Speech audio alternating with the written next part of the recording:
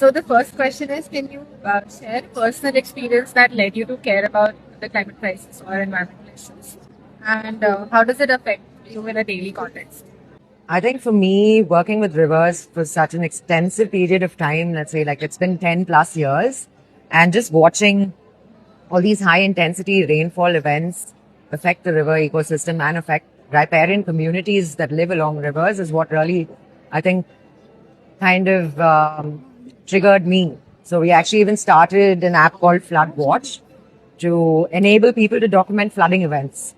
So it's part of our citizen science-based platform called Our River, Our Life. Yeah, so I feel like it's something that we really need to pay attention to. We can't ignore it anymore, and we need to come up with like location-specific restoration efforts to kind of make sure that this doesn't impact people or the ecosystem as harshly.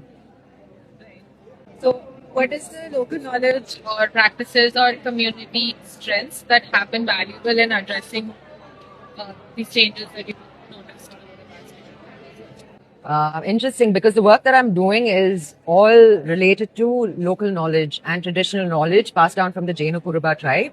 So I did surveys of all the riparian species or your riverbank species of trees that grow in the forest side.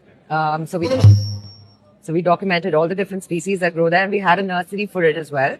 So we partnered with the local community, like the plantation owners and the forest department, to do restoration work. Last question is, what is your 10-year vision for the future of your community? And to achieve that vision, what's one thing you want to see improve within this community or place? I think resources, that's where we struggle a fair bit. And that's also the reason I've started this venture called Pause for Rivers, with the idea to create a revenue generating model to kind of feed back into rivers and local communities. Yeah. So I think funding is one thing that we definitely need, and sustained restoration efforts. So it can't be like a one-off tree planting activity that people tend to do. It can't be like an afforestation drive. It has to be restoration and monitoring over a long period of time. So I would say even for our work to be successful, it has to last at least 5 to 10 years for us to be able to say whether it's going to work well or not. And the 10-year future vision that you have? The 10-year future vision I have is to replicate this work in other river systems. And of course, grow Pause for Rivers to help and make that happen.